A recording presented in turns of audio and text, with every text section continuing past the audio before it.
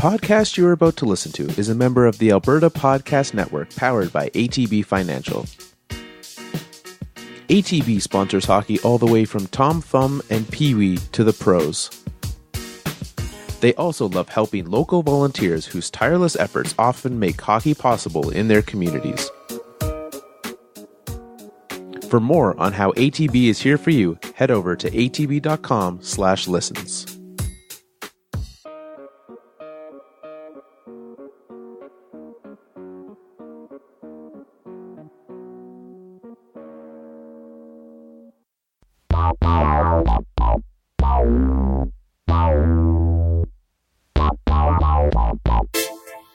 Welcome to the podcast that shall be named. Tonight with you today is myself, Carl, and as per usual, the always wonderful Joel.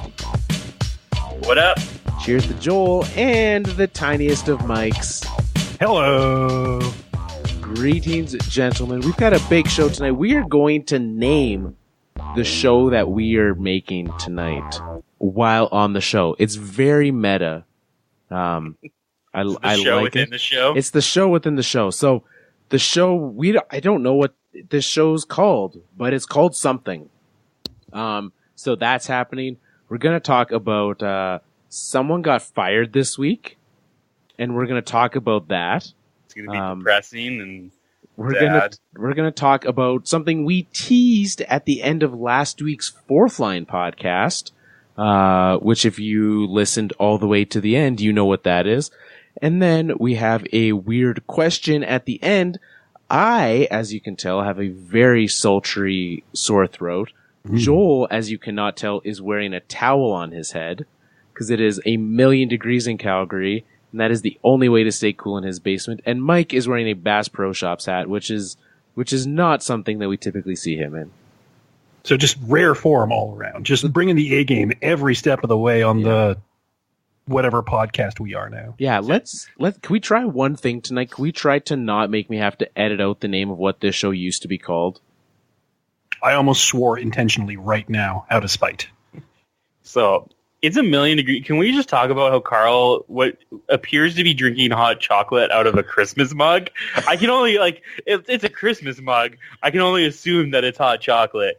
It is, what did I just say? At one point outside my office today, it was 90, what did I say it was? 95? 95. 35 Celsius. Yeah, outside my office, which is 95 Fahrenheit. Carl is drinking hot chocolate. Please explain yourself. I am not drinking hot chocolate. This is, in fact, a Christmas mug. And I was actually explaining to Mike before you got on the line, Joel, that this mug brings me a great amount of joy. This is the mug that I used at my old work that I no longer have a desk job at. And so this is like my desk job memory mug.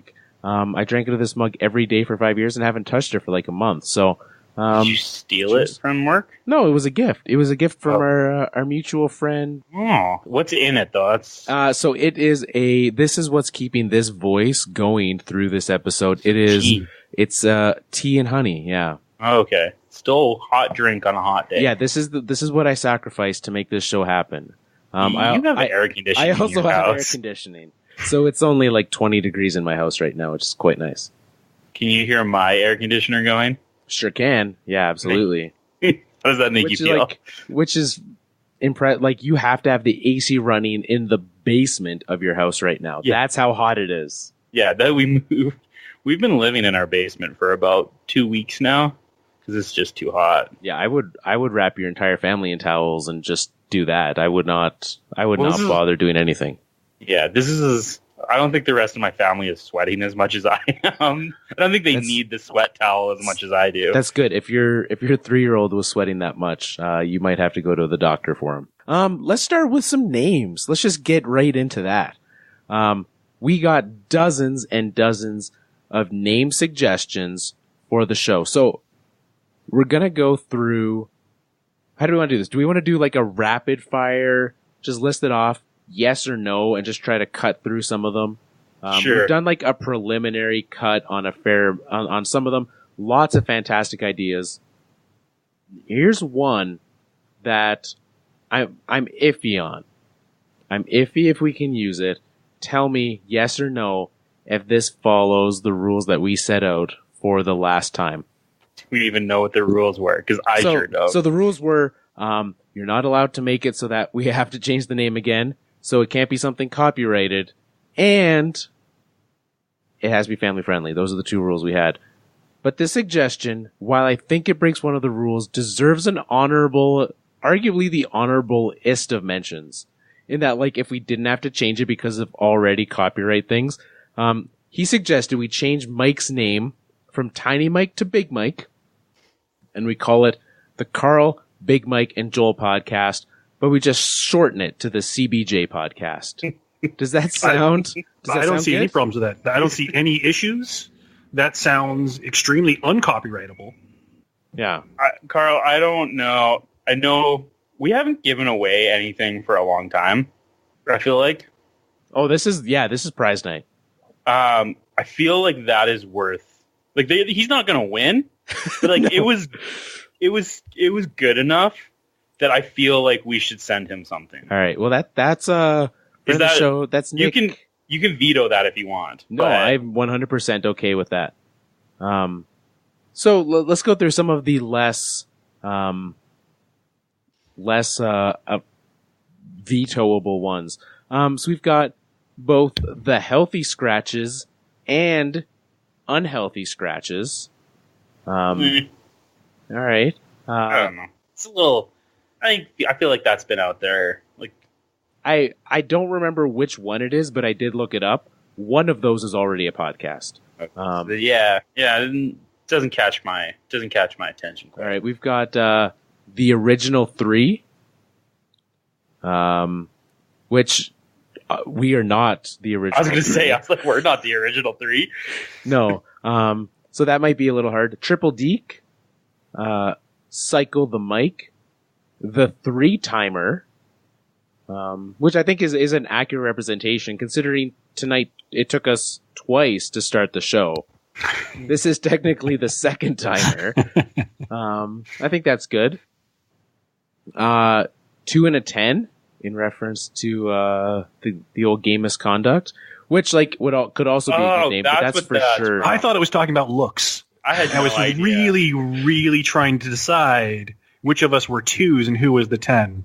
Spoiler alert, it's Carl. Yeah, we could. I like that better, arguably. The 2s and a 10. It also. I don't like this anymore. I don't like this game.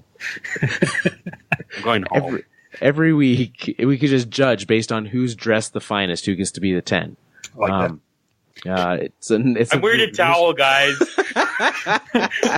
This is not fair. I refuse to choose that one. It's out.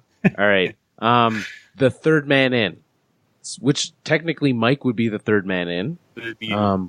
So I guess he gets the penalty for that.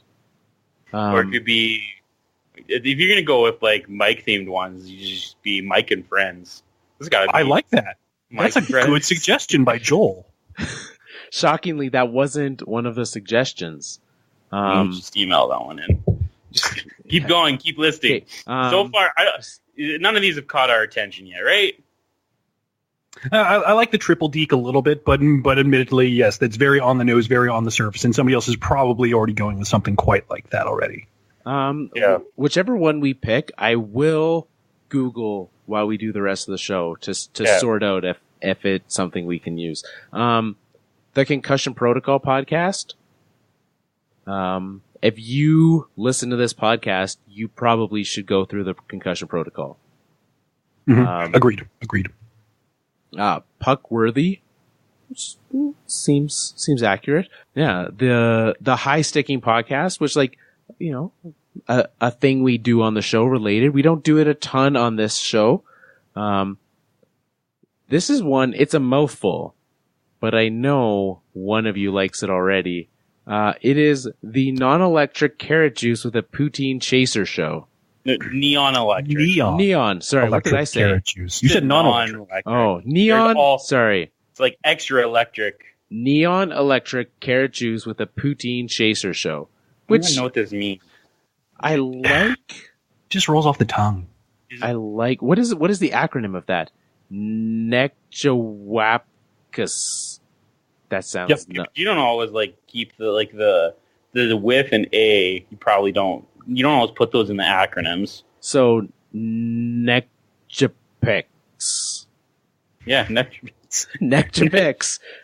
Yeah. Tune in next week for more Nectapix. There's the third string goalie. Could we be the emergency goalie? I feel like that's more us. Like not like yeah. We could. Do we just want to name it after? What was that guy's name? Chicago Blackhawk guy. Yeah, the Chicago Blackhawk guy who actually won it. No idea. Slipping my mind. That's gonna bug me. I'll look it up in due time. Instead of coach's corner, the assistant coach's corner. Will that get past the censors, or will CBC be hot on our bottoms? Oh, Don Cherry, he Googles that stuff all day. That's probably true. That goalie, Scott Foster. I was gonna say Scott Darling. I knew it was a Scott. Scott Darling might as well be, but so we could call it. We could call it the for all you Hurricane fans out there. The Scott Foster Show. Scott Darling show. But he's not on the show, which would be nice as well. I don't think that would fly. Naming it after an actual person who's not on the show. Yeah, like if we could name it after any person who's not on the show, who would you guys name the show after? Who? Mike Ricci. The Mike Ricci show. The Mike Ricci show. Just everyone tunes in for not Mike Ricci. That sounds good. Yeah. Here's another one. The foul line, based off of our baseball conversation last week, fitting because we don't always stick just to hockey. I know Mike had some thoughts on that.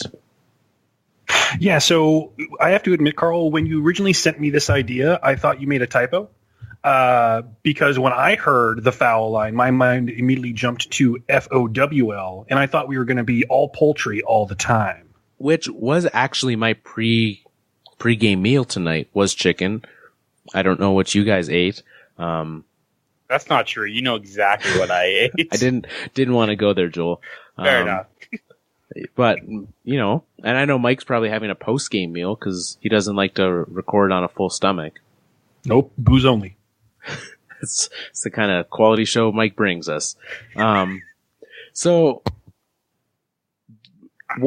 this is like the pared down list. What tickles your fancy here? I know that we've got some that include, I like including Mike's name in there somehow, or the element of Mike. Now, Carl, that brings up an interesting point. So a couple of these do have my name in them, but the way that some of them do incorporate my name makes me wonder. For instance, one of the nominations, 2 guys, 1 Mike. If I'm not a guy, then what am I, Carl? I feel like when I heard that, my mind went to like a 2.5 men kind of a thing, where like you're here half the time and it's actually a quarter. So it'd be like 2 1/4 podcast hosts. I don't know. I'm really not in love with any of these. There's nothing that I really feel like, I don't know. Except for you really liked the Carl, Big Mike, and Joel show. Yeah, that's the best one. That was like by far and away the best one. Why? What if we called it like just the Carl, Joel, and Big Mike show? And it was just like, we just switched the letters around and it was the CJB show. All right, Joel, I've noticed that you've been very, very noticeably silent during these whole proceedings. Where is your head at? Well, like I said, none of these have really caught my eye. And I think part of the problem is that it moves it away from us being like the fourth line. We were the fourth line. We had decided to be another line at one other point in time. And now we're moving away from that. And I don't know if I like that. It's like, this is what, I don't know if you guys are okay with this, but this is my proposal. That I don't think we hit the mark on any of the ones that have come in. We came close. We hit the mark on one that we literally can't choose because it just causes us too many problems. We're going to give him or her, I don't know who it was, we're going to give them a prize, but we're going to go back. I say we throw it back to the people. And we say, it's got to be incorporate the line in it because we are the fourth line. Yeah, and we're currently the blank line, and so fill in the blank. Yeah, fill in the blank, and it doesn't have to be a number. It could be anything, but I don't know about you guys. Do you want to keep? I feel like it's important to keep a little bit of that. I like the throwback to what was, keeping it consistent. And like we have one of those already. I feel like if we're gonna go down that route, foul line's not a bad name, but maybe we'll put it out there now that we've had time to think about it and stew on it. We'll put it back out there. Fill in that blank. I'm fine with that for sure. Mike? Completely fine. Fill in my blank, please. All right. Well, there we go. Let's get to some other stuff. Last week on the show, we talked about superstars that overstay their welcome. Mostly focusing around what was talked about on the show was the fact that Jose Bautista was a Toronto Blue Jay, beloved by many.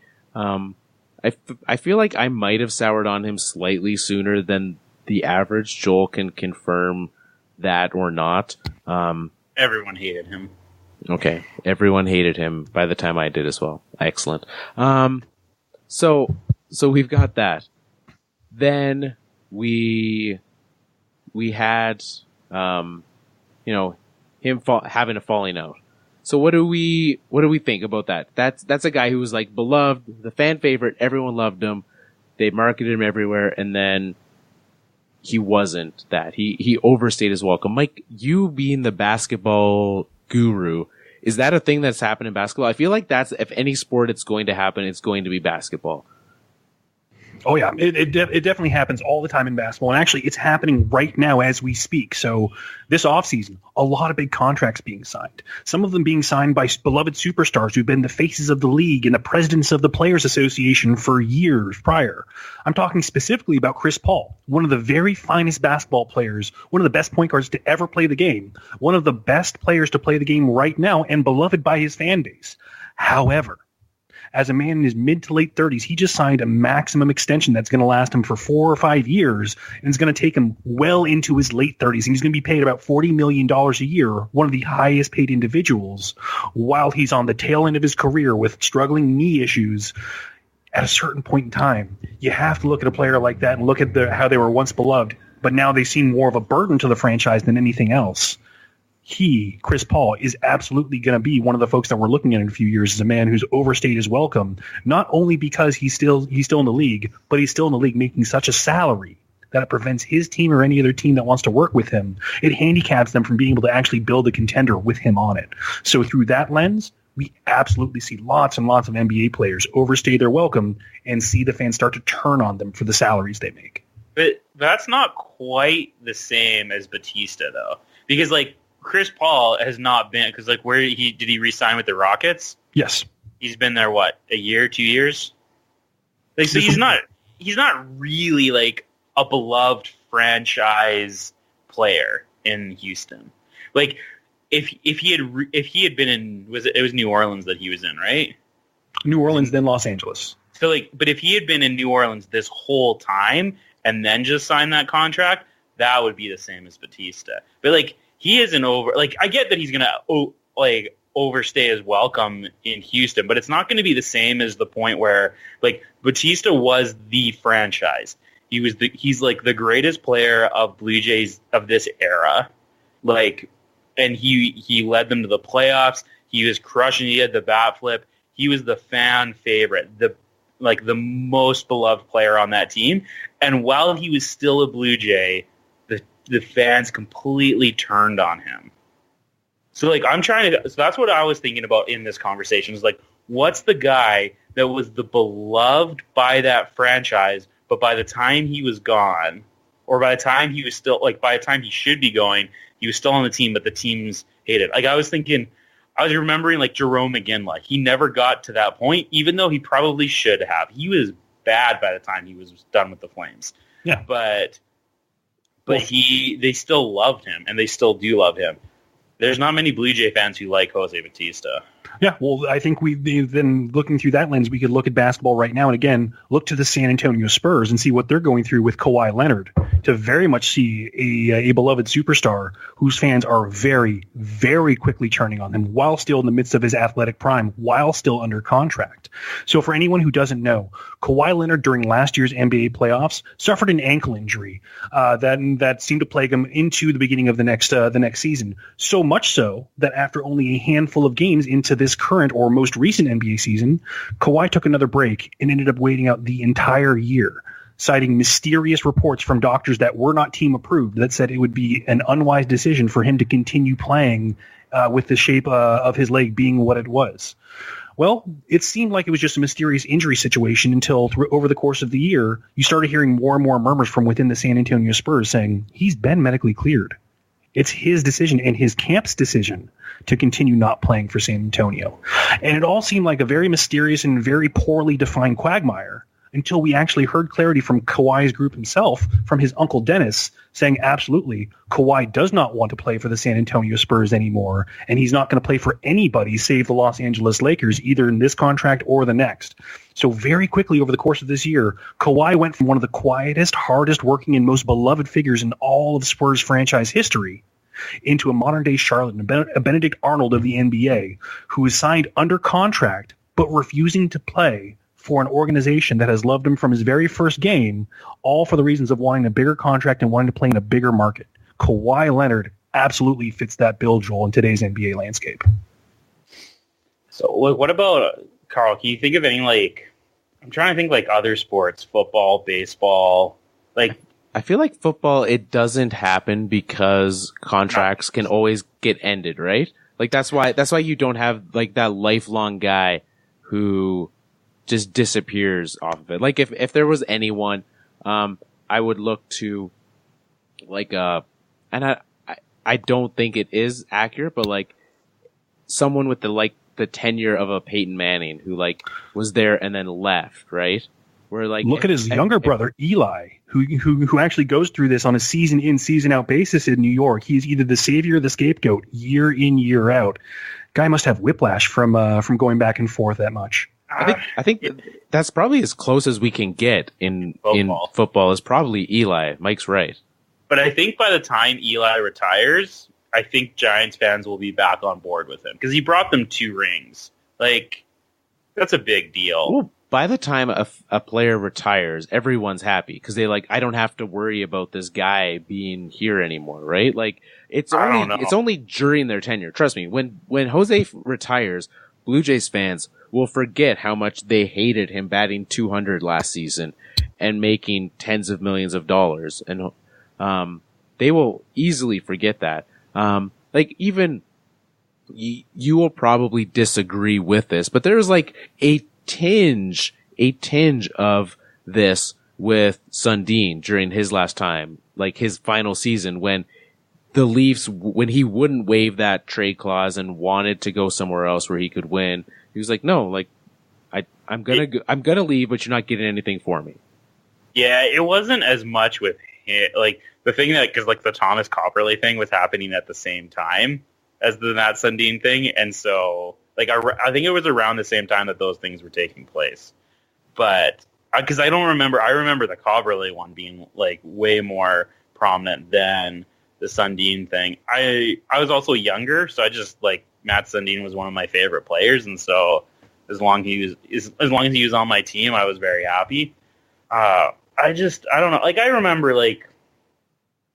I remember there was like you said, there was moments where Yankee fans were starting to talk about Jeter and his decline, but yet he was so beloved and did so much. It never got to the point where people hated him.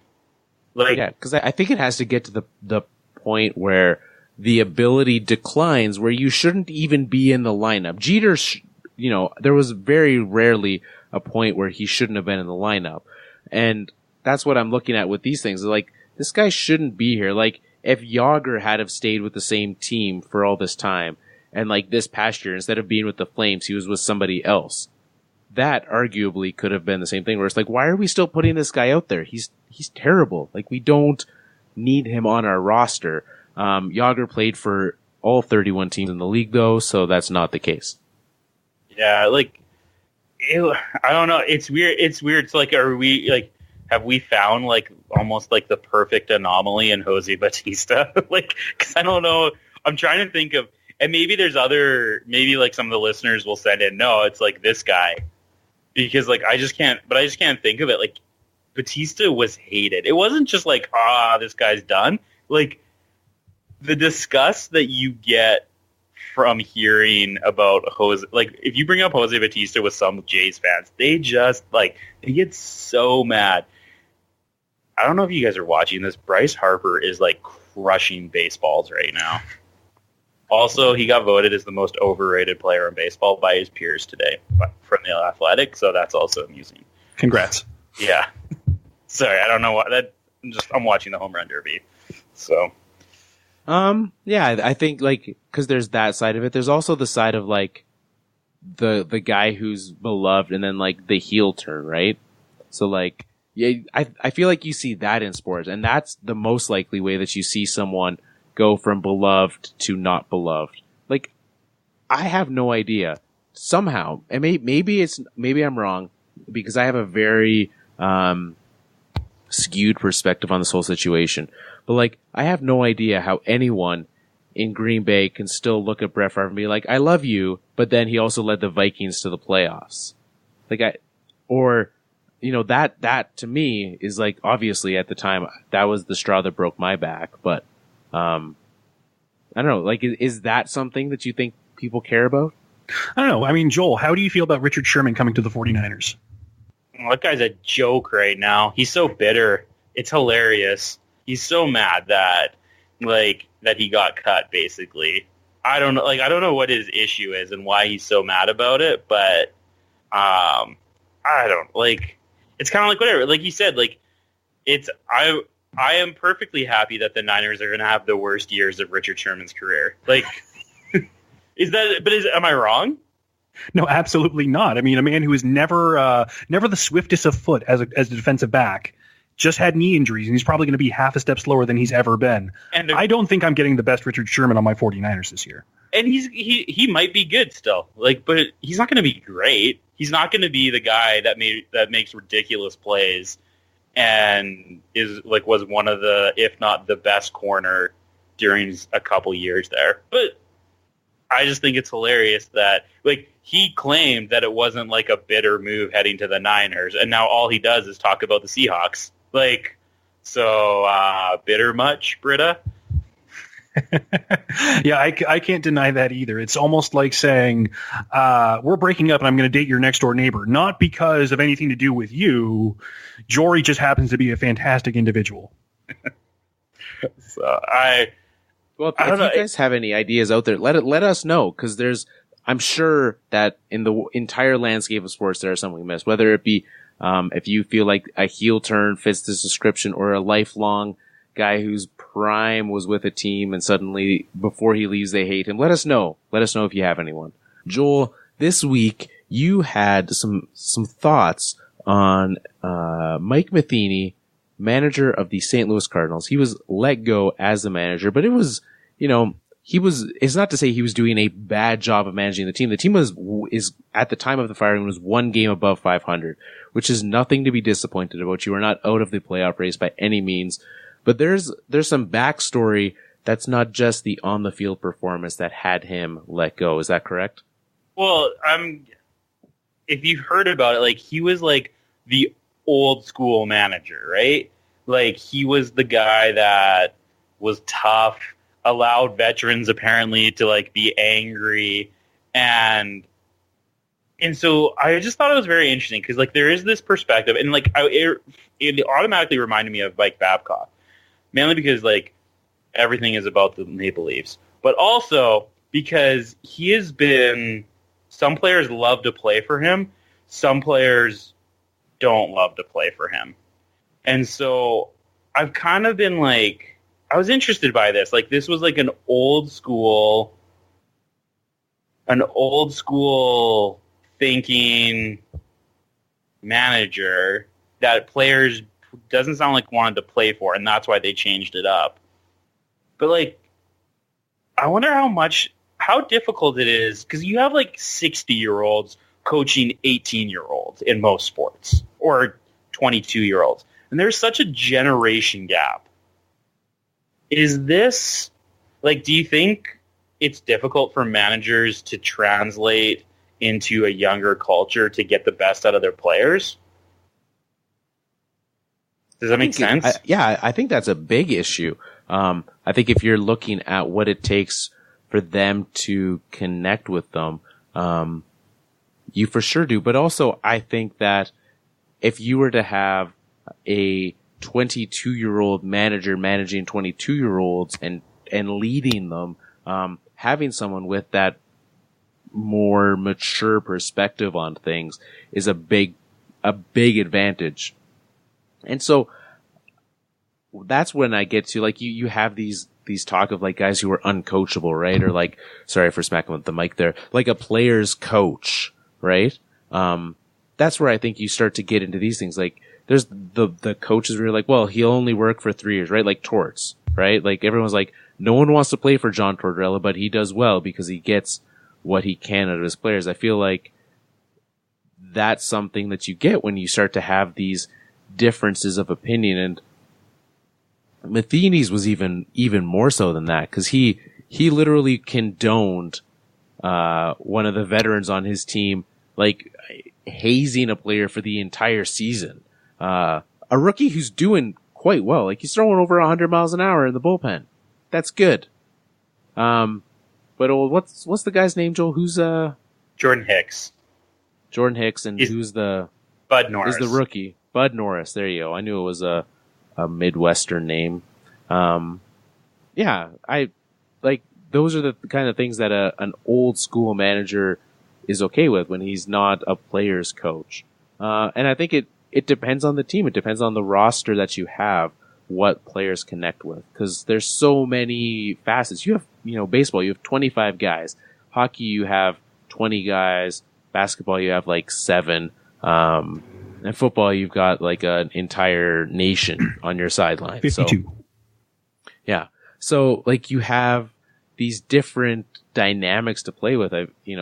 That's why you have to have so many coaches in football, to be able to manage all those people and to get them to be on the same page. I feel like that's a huge part of it. And it is often easier to get rid of the coach than it is the players. So, yeah, I don't blame them for saying, look, you're not resonating with the core of this team. The people that we want you to resonate with, you are not. Bud Norris is not the guy whose side you should be taking at this point in time. Our young upstart pitcher is probably the guy whose side you should be taking. You should be backing him and helping him get better. Bud Norris is not the future of this team. So I get that, for sure. Would you, so how much of this comes into, how much do you think this affects teams? I just thought it was interesting on how, on just this, the player's coach versus, the old school coach. So that's kind of usually how they're defined. Is this a player's coach or is this an old school coach? And I wonder if, and this goes into even just, I feel like every generation is, getting younger and younger. They're acting, everyone just, makes fun of millennials and how terrible people they are and how young they are and irresponsible. And so, as the years go on, do these coaches have to get, look at it. In the NFL, you have younger coaches coming in, the Rams, the LA Rams head coach is young, and then Aaron Boone got the job for the Yankees instead of a bunch of other old guys, right? So you and I know that there's more than that. Those are just the ones that Jeff Fisher is still out there looking for a job, but no one wants to hire Jeff Fisher. It's interesting well, shoot, Mike Matheny was that, right? If you were to look at it from that angle, Matheny, he was barely out of the game before he became a coach. He's only 47 years old. He's been managing for six years now. So yeah, he retired and then got into coaching very quickly. But his mentality was older in that kind of thing. And and you've seen it in the NHL with so now we have 2 GMs that are in their 30s. I don't know if we have more than that, but this is not, it's just interesting on how the front office and owners are moving towards saying like, we actually care about these things. We're not just going to be like, we're not just going to let these old managers just do things the way that they've always done them because they believe that's the way that works, even if it's not. They're going to start like, and maybe it's down the analytics perspective as well. They're embracing that more. They're allowing front offices and coaches to use and let decisions be made off of those things. I find sports and management and all of that is just slowly starting to change. And this Mike Matheny firing was one of them.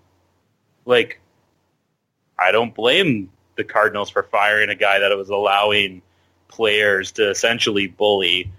And that's not for lack of a better word. That was what was happening.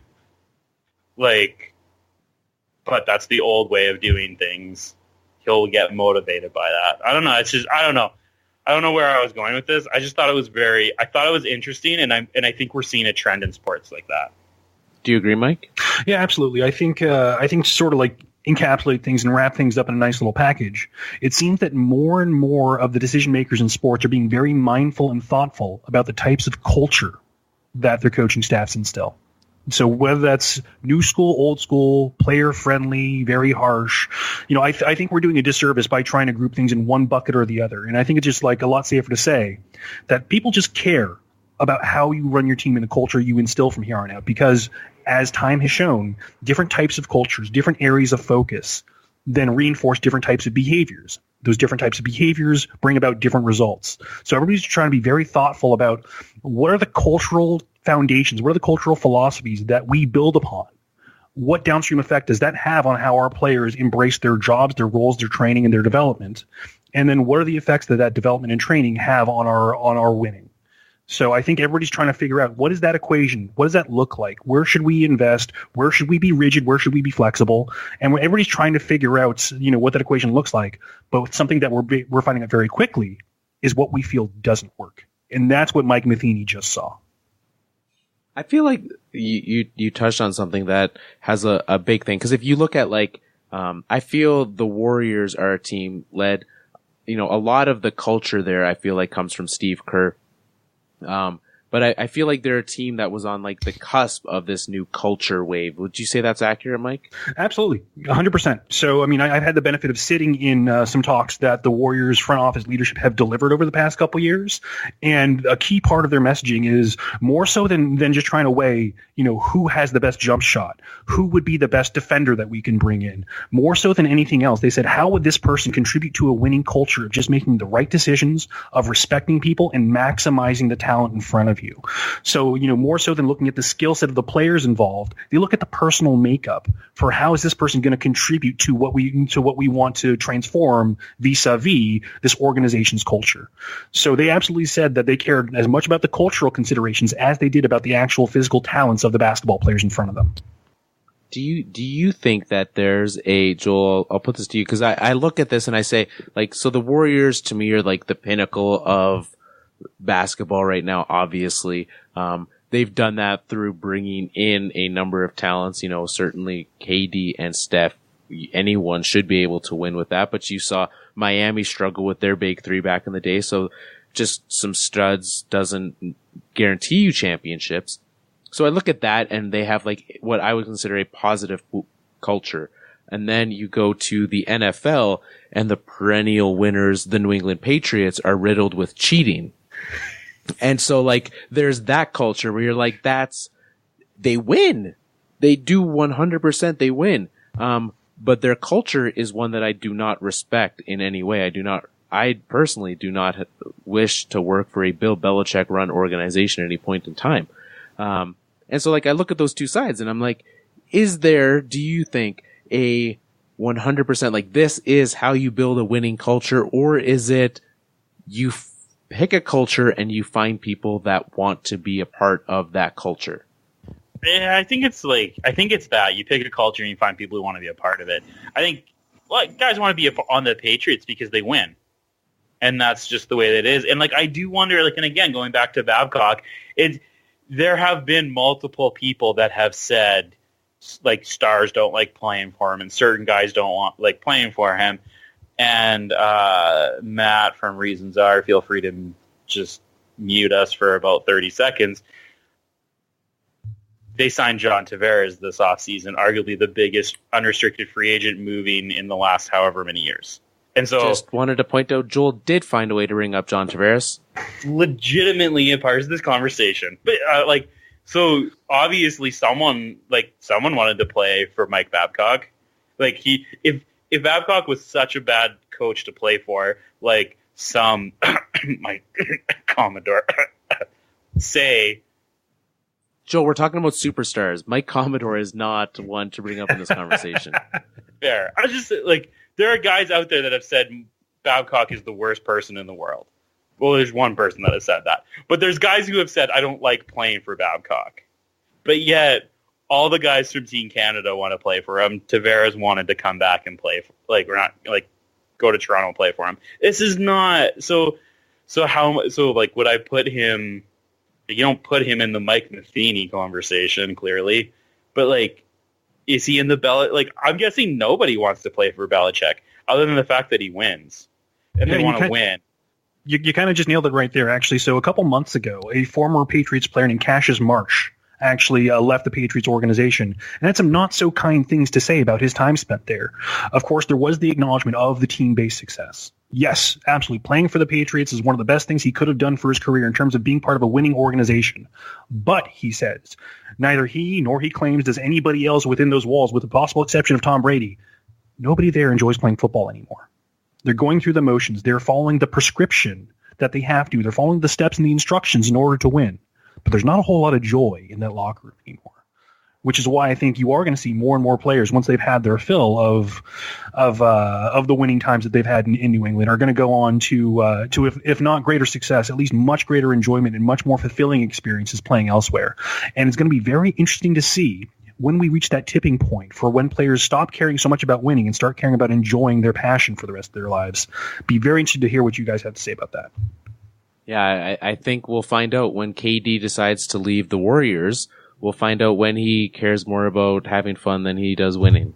So we'll find out in due time when Mike's Warriors lose him. We have a question inspired by Twitter. This isn't necessarily Mike's weird question, but it is a weird question. Maybe not necessarily that weird. Mike, do you want to lead into what we have here? Absolutely. And kudos, of course, to the great Twitter user Cory Taylor at Cory J Taylor on Twitter. This question came about due to an open solicitation for questions by film critic Hulk, who said, "Okay, tiny Q&A till my friend shows up. Let's go." Cory Taylor immediately jumped into the fray, asking what has to be one of the favorite questions I've ever seen on social media. Cory Taylor posits, "You can replace the cast of any movie with the Muppets, but you keep one of the human actors. Which movie would you choose to replace the cast of, and which human amongst that cast would you keep?" I think that's an incredible question because there are so many different types of movies that we can choose, where inserting Muppet-based characters can either be an incredible thing that adds to the movie or create something strictly out of your nightmares. So, guys, I would love to talk with you through this and find out, like, where do you sit on both sides of the spectrum? So what's a movie that you would really actually love seeing and you think adding the Muppets to it might add to your experience there? And what's a movie that you might see where adding the Muppets is just a piece of nightmare fuel that you want no part of? So I feel like for me, I had a long car ride back home yesterday. I had 3 hours. And that's when I stumbled upon this, just searching through the Twitters, looking for, just seeing what was out there. And I made the rounds on like what kind of movie I would want this to be. If it was a movie that, made me laugh and just placing Muppets in that role would be funny, or just like straight up terrifying. Like just take a movie that's a little bit weird and then replace them all with Muppets. Like Silence of the Lambs with Muppets. Like, I don't care who you put where, who that person is. That is not a movie that you should want to watch. Cause like, Miss Piggy is going to terrify you. She will haunt your dreams, right? Yeah. Gonzo as Buffalo Bill will be something that stays with you for the rest of your life. Yeah. When he's looking down and he's just like, waka, waka, waka. That's not something you want to see from old Fozzie Bear there.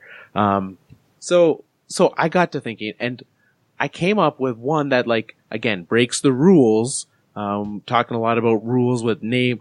But my first thought was that I wanted to see Jurassic Park, but with all of the dinosaurs replaced by Muppets instead of people. So it's the same human cast, but just every dinosaur becomes a Muppet. Much less terrifying, incredibly hilarious. That would be my first dream. So I went with Jurassic Park as well. Okay. But I would only keep Wayne Knight.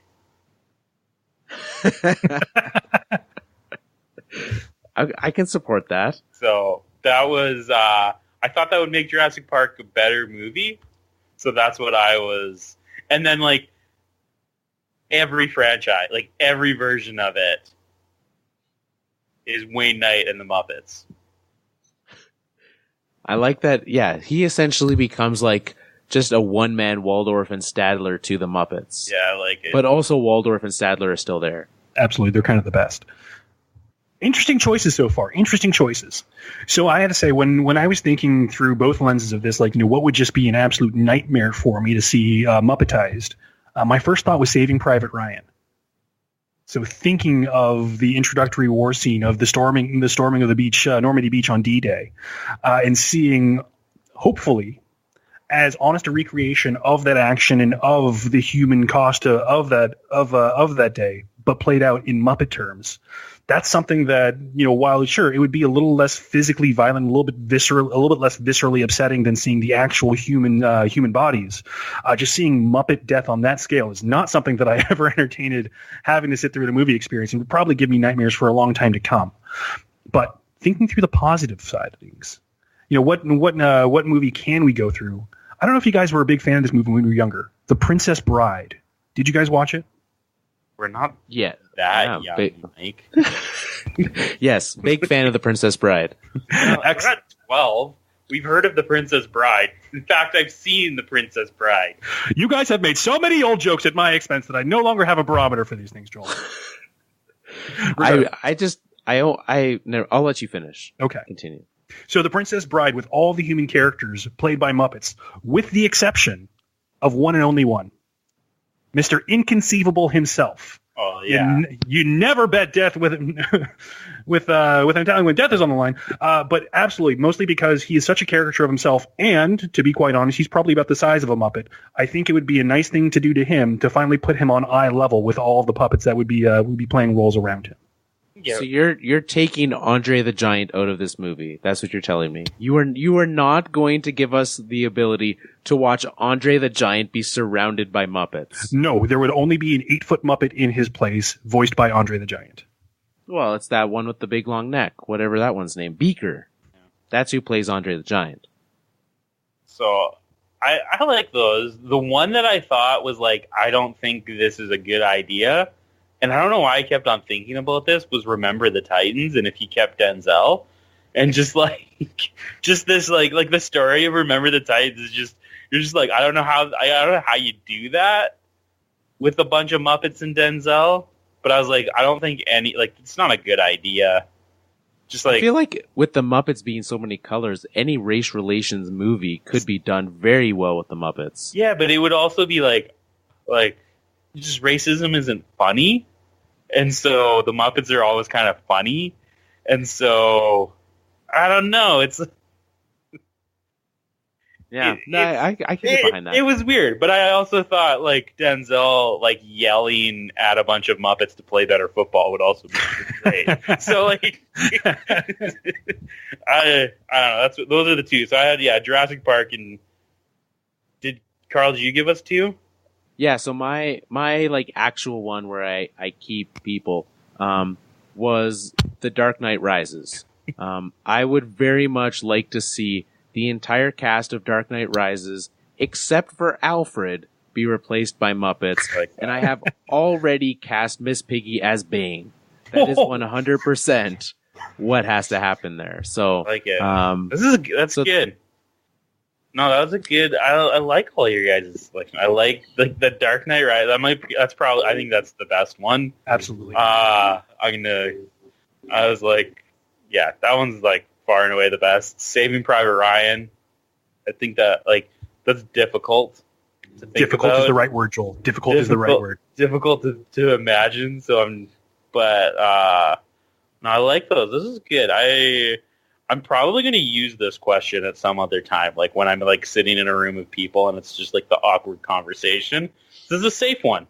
This is a safe one that is good. This is so much safer than fart shrimp. Exactly. I can confirm that every single Mike's Weird Question has been brought up outside of this show by me in a friend group or another. So this has definitely sparked me. I hope that it sparks you guys. I hope that you are asking Mike's Weird Questions. And this is borrowed from Twitter, which if someone else is going to ask a better weird question than us, then that's great. And I don't think there's any way to disagree with the love of the Muppets as well as that. So, Mike, thank you for giving up the Mike's Weird Question this week. But I want to have to say, this has been, in my mind, a very successful weird question. So if our listeners out there are coming across weird things in the wild, or if the weird juices are just flowing in your own brain and you come up with something you'd like to hear us discuss on the show, share it away. Absolutely. Yeah. We would love to hear what you have. If you have a weird question for us, maybe we just have an all weird episode. But before we wrap up, we want to make sure that you know what you can send us. If you want to send us something that fills in the blank line podcast, that will be the new name of the show. Carl's just sneezing and turned off his mic, and it's magical because It looks great. It's like miming sneezing. It's like the best miming I've ever seen. Yeah, I never knew Carl could wrinkle his nose that many times. I'm really working for when we do the Muppets Dark Knight Rises back from Muppets into human, and I get recast as Miss Piggy as Bane. I'm really working at it. So I thought I'd start now. So send us the word, description, whatever. It could be multiple words, whatever it takes for you to fill in the name of this show, the Blank Line Podcast. You can also send us, if you have a weird question, send them in. Send us in people that you think have overstayed their welcome. Any weird questions you may have.